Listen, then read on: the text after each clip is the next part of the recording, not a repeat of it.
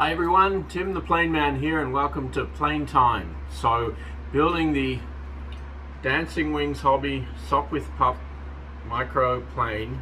We're getting very close and it's looking very, very nice. Look at that. Wings on, tail feathers on, paint job. I am so happy with how that, especially the red, came out. And the cockpit brown actually works quite well. The green and the ivory for the tail feathers, just really nice. I think probably good that I haven't overdone it by painting the wings green. That might be a bit too much. I actually think it looks like a nice combo. And what we're going to do now is we're going to put on the undercarriage. That's the last bit of structure for this plane, really. After that, we'll be wiring it up with electronics and maybe a little bit of extra decorations, we shall see. So stick around and let's get the undercarriage on and we'll see how this thing looks when it's all put together. The undercarriage is actually pretty straightforward. It's the wheels, obviously. There's a carbon fiber rod in our little plastic bag of goodies that becomes the axle.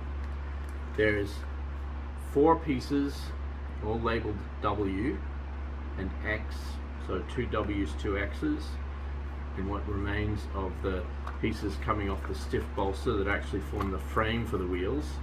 And then they get screwed on, so there's 4 tiny little screws in here that will become the screws that actually hold the base of this together.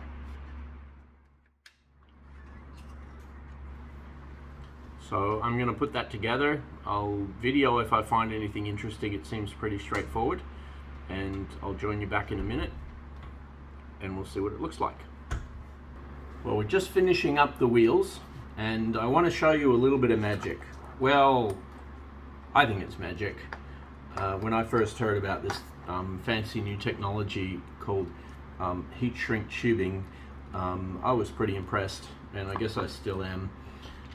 And this is a very interesting application of it. So in this case, we're not doing it for electrical wires. We're actually doing the heat shrink tubing just to put the wheels on.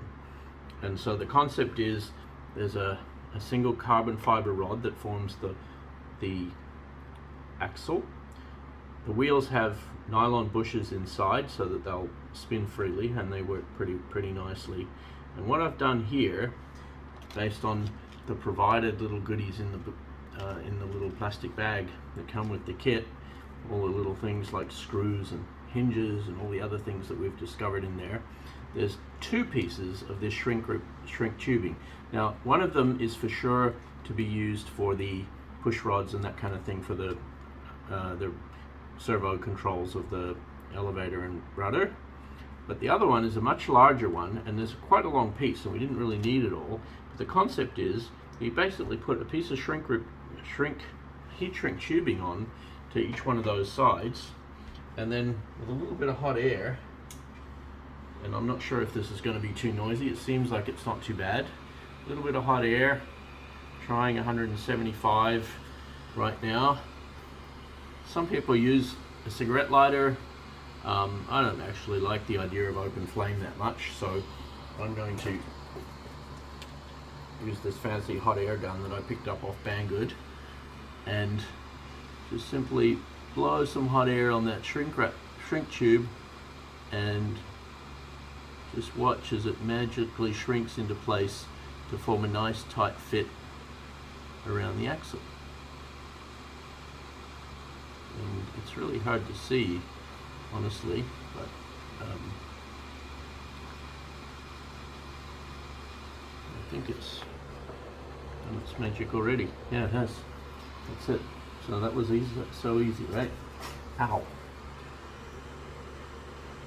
I guess the hot air gun itself gets a little hot, so don't do that at home.